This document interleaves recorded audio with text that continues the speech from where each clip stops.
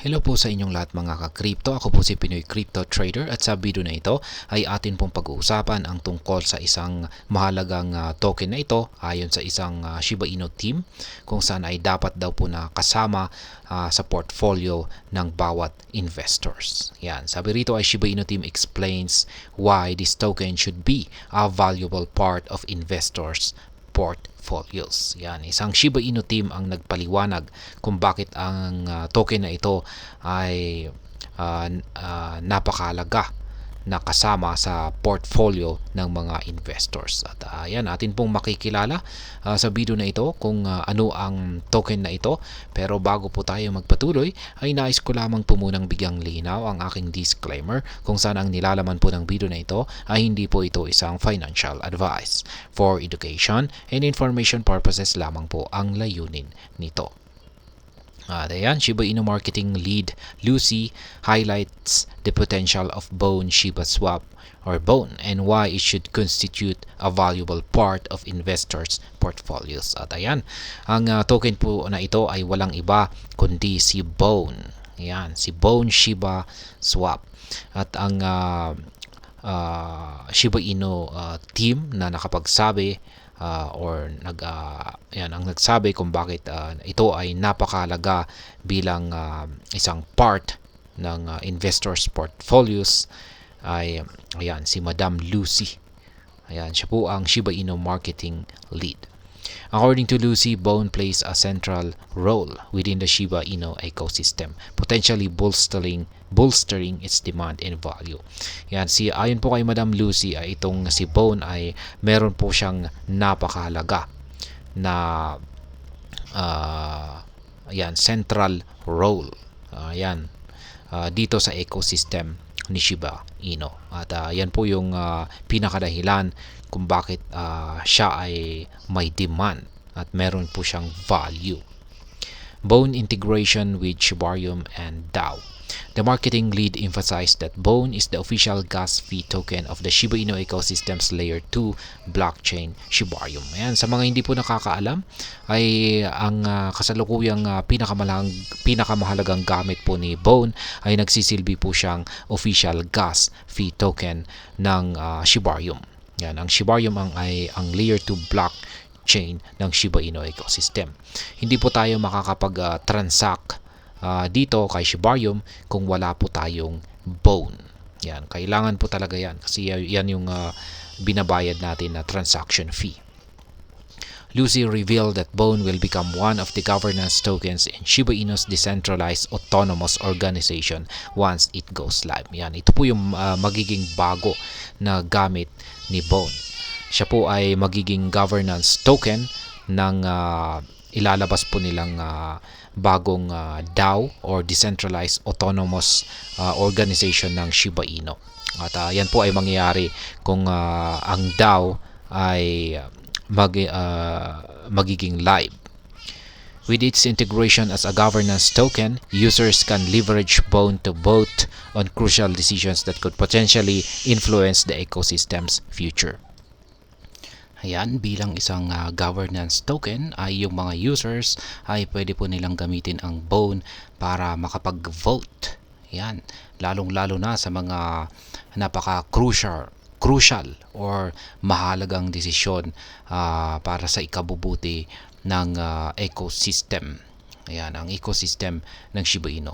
Ayan, para sa kanilang hinaharap or sa future development ito. Ayan, particular po yung decentralized autonomous organization.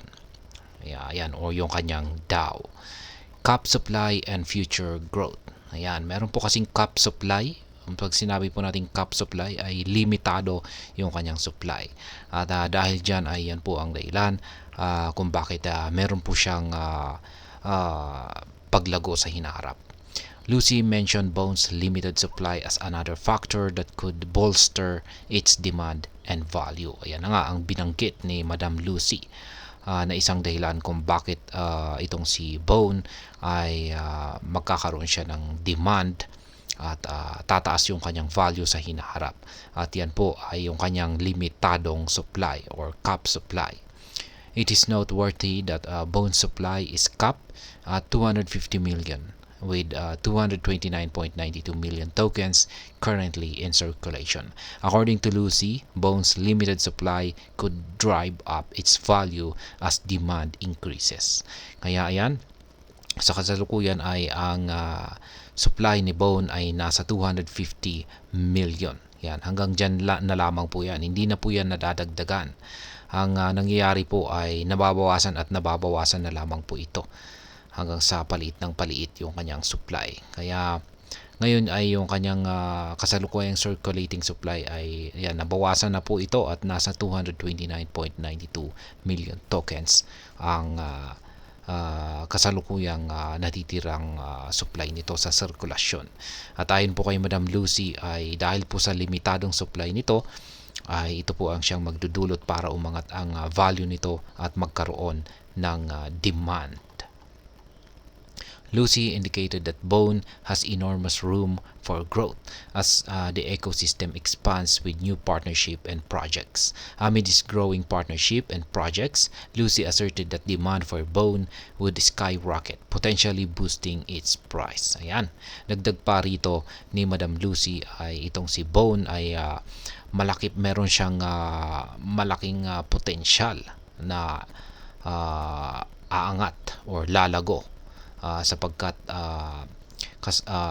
ito po ay yung kanyang paglago na ito ay kasabay po ng expansion ng kanyang ecosystem at pagkakaroon ng kanyang panibagong partnership at saka projects. Kaya ayan, dulot po ng kanyang mga partnerships na ito at mga projects ay ayon po kay Madam Lucy ay isa po ito sa magdudulot ng demand kay Bone para makaranas ng skyrocket or mataas na pag-angat sa kanyang presyo.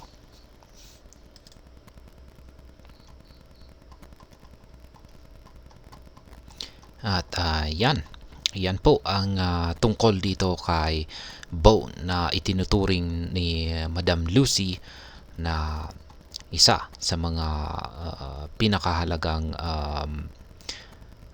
crypto asset na dapat ay kasama daw sa portfolio ng mga investors. Kaya ayan, at kung saan ay na rin po na ipaliwanag po niya ang dahilan kung bakit. At hanggang dito na lamang po tayo sa video na ito mga ka-crypto. Sana po ay inyong nagustuhan ang aking paliwanag sa video na ito. Kung inyo po itong nagustuhan ay pakiclick lamang po ang like button nito. Para naman po sa mga bago lamang dito, kayo po ay aking inaanyayahan para mag-subscribe. Pakiclick na rin po ang bell icon nito dahil ito po ang siyang magsisilbing notification nito sa mga bago kong videos na akin pong ina-upload sa aking YouTube channel na ito. Marami pong salamat sa panonood. Ingat po tayo lagi at God bless po sa ating lahat.